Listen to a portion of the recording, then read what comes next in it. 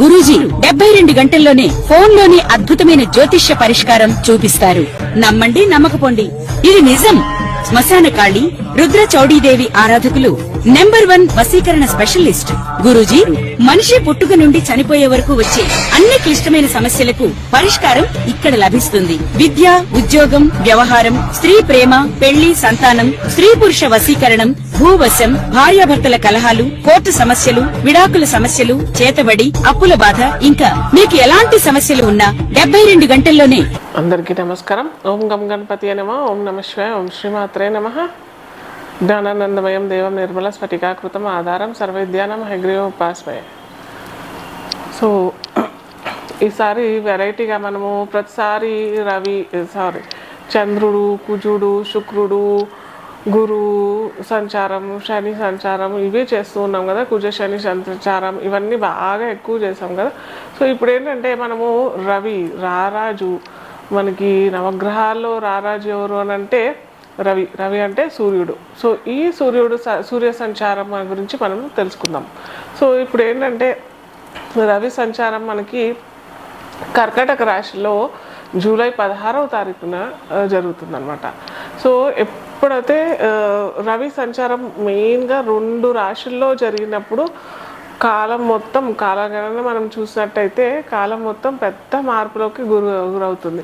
ఒకటి మకర రాశి సంచారం, అంటే మకర సంక్రమణం ఎప్పుడైతే రవి జరుగుతాడో అప్పుడు మనకి వేసవి అంటారు చలి తాపం తగ్గి వేసవికి వెళ్తూ ఉంటాం అనమాట. అప్పుడు స్టార్ట్ అవుతుంది. అది స్టార్టింగ్ పాయింట్ మనకి మకర రాశిలో రవి సంచారం జరిగినప్పుడు మనం మకర సంక్రాంతి అని కూడా అంటాము మనము.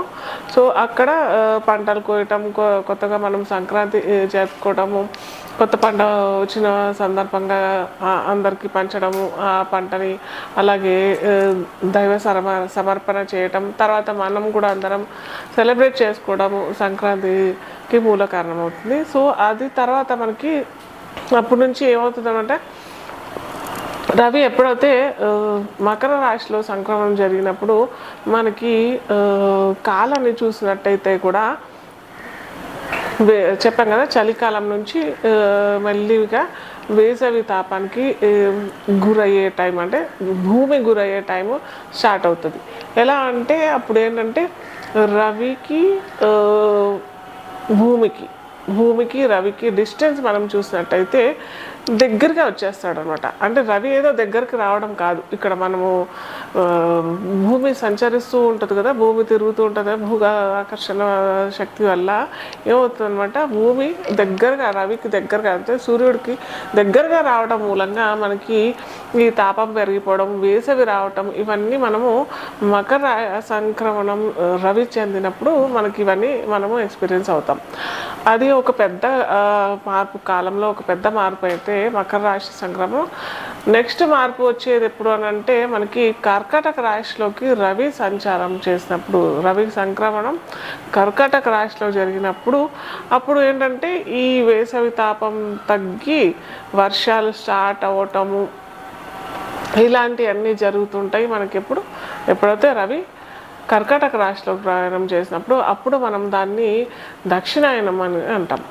మనము అందరము ఏంటంటే దక్షిణాయనము, ఇదేంటి ఉత్తరాయణం అని ఊరికే అంటూ ఉంటారు. ఏంటి ఇదంతా డిఫరెన్స్ అని అంటే, మనం ఎప్పుడైతే ప్రకృతిలో మనము స్పెండ్ చేస్తామో, ఎప్పుడైతే మనకి దృశ్య రూపకంగా మనము దృశ్యాన్ని వీక్షించే ప్రయత్నం చేసినప్పుడు మనకి ఈజీగా తెలిసిపోతుంది. మీరు సూర్యుని గమనించండి. ఎప్పుడైతే సూర్యుడు నార్త్ సైడ్, అంటే ఉత్తరాయణం కొద్దిగా సూర్యుడు సెంటర్ మార్నింగ్ చూసినప్పుడు సూర్యోదయం నుంచి కాలక్రమేణా రోజు గడిచిన కొద్దీ ఉత్తరం వైపు ప్రయాణం జరిగిందని అంటే అది మొత్తం ఉత్తరాయణం అవుతుంది. ఎప్పుడైతే సూర్యుడు దక్షిణాయనం అని అంటే సౌత్ సైడ్ ఎప్పుడైతే ప్రయాణం స్టార్ట్ చేయడం మొదలు పెడతాడో అది దక్షిణాయనం అవుతుంది. సో దీనివల్ల మనకేంటి ఉపయోగము, మనకేంటి డిఫరెన్సెస్ వస్తాయి అని అంటే, మనము ఒక్కొక్క రాశి, అన్ని రాశులు మనము చూసుకుందాం.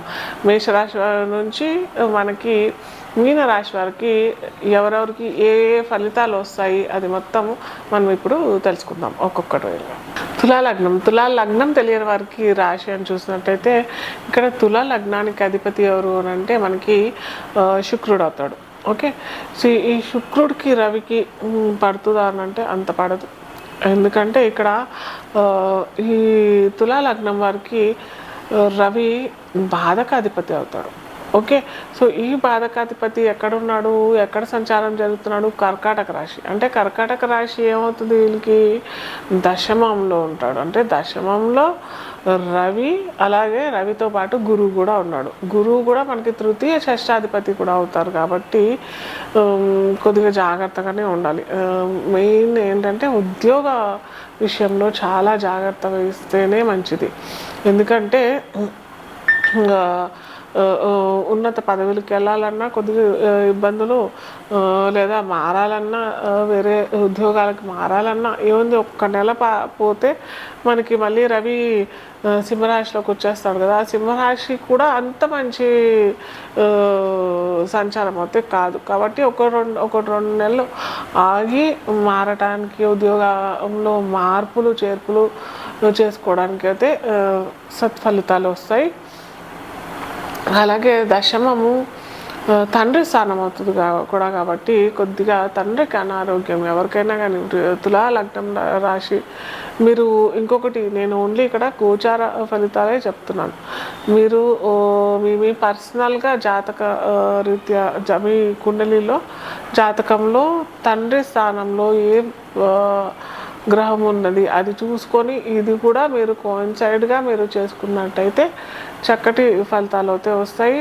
అలాగే చక్కటి అన్వయం చేసుకోవడానికి కూడా ఉపయోగపడుతుంది. కేవలం మనం ఇక్కడ గోచార ఫలితాలు ఒక్కటే చూసుకొని అయ్యో ఇలా అయిపోతుంది ఇలా అవుతుంది అని చెప్పేసి అయితే కాదు. సో దీనికి నివారోపాయం మనం చూసుకోవాలి. అలాగే ఆ కోయిన్సైడ్గా మనకి ఏ ఏ గ్రహాలు కూడా ఉన్నాయి అది కూడా చూసుకొని మీరు విశ్లేషణ చేసుకుంటే, లేదా ఎవరన్నా మంచి జ్యోతిష్కుల దగ్గర మీరు చూపించుకుంటే కూడా మంచి ఫలితాలు అయితే వస్తాయి. అలాగే దానికి తగ్గట్టుగా రెమెడీస్ ఏంటంటే ముఖ్యంగా మనం చెప్పుకున్నాం కదా, ఉద్యోగస్తులకి కొద్దిగా ఇబ్బంది అవుతుందని అనుకున్నాం కదా. మిగతా అన్ని రంగాల వరకు మాత్రం ఓకే, పర్లేదు, బాగానే ఉంటుంది. మెయిన్లీ మీరు చేసుకోవాల్సింది ఏంటంటే సూర్యోపాసన. ఖచ్చితంగా సూర్యోపాసన. సూర్యుడికి రాగి పాత్రలో నీళ్లు పోసి దాంట్లో ఎర్ర పువ్వులు వేసి ఖచ్చితంగా మీకు మార్పు వెళ్ళాలి. ఖచ్చితంగా మీరు ఉద్యోగంలో మార్పు లేదా ప్రమోషన్ వచ్చింది, అక్కడ స్థాన మార్పిడి జరిగింది, అక్కడకు వెళ్ళాలి అని అనుకున్న వారికి లేదా కొత్త ఉద్యోగాల్లో ప్రయత్నాలు చేసుకుంటున్నాము అని అనుకునే వారికి ఈ రాగి పాత్రలో మంచినీళ్ళు దాంట్లో ఎరుపు పూలు వేసేసి రోజు సూర్యోదయానికల్లా మీరు